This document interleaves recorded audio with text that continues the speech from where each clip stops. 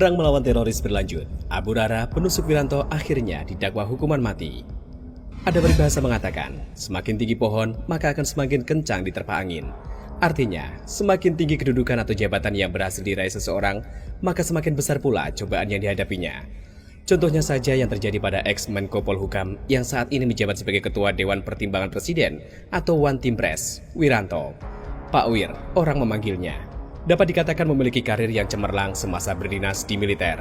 Ia pernah ditunjuk menjadi ajudan Presiden Soeharto kala itu, kemudian ditunjuk menjadi Kepala Staf Kodam Jaya, Pangdam Jaya, Pangkostrat, dan KSAD. Terakhir, menduduki jabatan pucuk pimpinan tertinggi TNI, yakni sebagai Panglima ABRI atau sekarang Panglima TNI. Pasca tidak lagi menjabat sebagai pimpinan TNI, karir Wiranto tidak mentok seperti Gatot Nurmantio. Ia pernah diangkat menjadi Menko Polkam oleh Gus Dur, pernah mencalonkan diri sebagai presiden bersama Gus Solah, kemudian pernah juga mencalonkan diri sebagai Wapres bersama JK. Wiranto juga turut andil mendeklarasikan Partai Hanura dan didapuk sebagai ketua umum pertamanya. Di era kepemimpinan Jokowi periode pertama, ia ditunjuk menjadi Menko Polhukam menggantikan Tejo Edi Purjianto yang suka ngomong sembarangan. Pendukung KPK disebutnya rakyat yang gak jelas oleh Tejo, serta menurut hasil survei SMRC, ex-KSAL itu disebut-sebut sebagai menteri dengan kinerja paling buruk dibandingkan menteri-menteri yang lain. Berbeda dengan Tejo, saat menjabat sebagai Menko Polhukam dulu, Wiranto berhasil meredam aksi massa kelompok 212 dan kelompok pendukung Prabowo, sehingga tidak sampai terjadi keos dalam skala besar, serta berhasil membubarkan Ormas Rasa Parpol pengusung khilafah, yakni HTI. Namun, dari sekian banyak pencapaiannya tersebut, harus dibayar mahal oleh Wiranto. Kamis 10 Oktober 2019, ia ditusuk oleh seseorang dengan senjata tajam di alun-alun Manes, Pandeglang, Banten. Akibatnya, Purnawirawan tentara asal Yogyakarta itu mengalami luka tusuk di bagian perut. Tidak hanya itu saja, Kapolsek Manes Kompol Daryanto dan anak buah Wiranto yang kebetulan berada di lokasi juga mengalami luka-luka akibat disabet dengan senjata tajam oleh pelaku.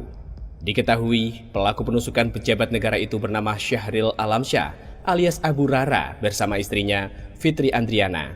Keduanya terpapar paham radikalis ISIS. Nah, kasus rencana pembunuhan terhadap pembantu presiden ini sekarang sudah memasuki ke tahap persidangan. Lantas, kenapa si Abu Rara ini tega menusuk Wiranto? Apa salah dan dosa Pak Wir sama dia? Awalnya, Doi sempat beranggapan kalau Densus 88 sudah memata-matainya. Abu Rara merasa kalau dirinya sudah masuk DPO aparat kepolisian pasca polisi berhasil menangkap pimpinannya yang juga anggota Jamaah Ansarud Daulah atau JAD Abu Zi pada September 2019 lalu. Jadi, Doi mikir, cepat atau lambat ia akan ditangkap polisi juga. Sehingga ia merasa waktu dakwahnya tinggal sedikit lagi. Untuk itu, daripada ngosong, gak ngapa-ngapain tapi ujung-ujungnya masuk penjara juga, akhirnya Abu Rara memutuskan untuk melakukan amaliyah jihad versinya sendiri, yakni berusaha membunuh Pak Wir. Setelah berhasil menumbangkan Wiranto, ia lantas menyerang siapa saja yang ada di sekitarnya, sehingga melukai Fuad Syauqi, ajudan Wiranto di bagian dada. Istri Abu Rara juga melakukan serangan dari belakang dengan menggunakan pisau yang mengenai bagian punggung Kompol Darwanto.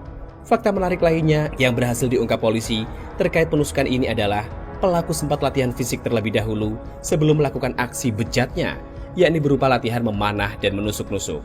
Selanjutnya, menurut keyakinan tersangka, dengan melakukan penusukan itu, ia akan ditembak mati oleh polisi, dan itulah tanda kalau jihadnya berhasil. Kok pikirannya dangkal banget ya? Mau mengejar kenikmatan dijemput oleh 72 bidadari dengan cara membunuh orang. Sungguh, suatu penghancuran terhadap citra agama karena menganggap tujuan akhir manusia hanyalah untuk menemukan kenikmatan bersama bidadari, yang artinya tidak jauh dari selangkangan. Padahal Islam tidak serendah itu, Ferguson, dan yang namanya kejahatan akan dibahas dengan kejahatan juga.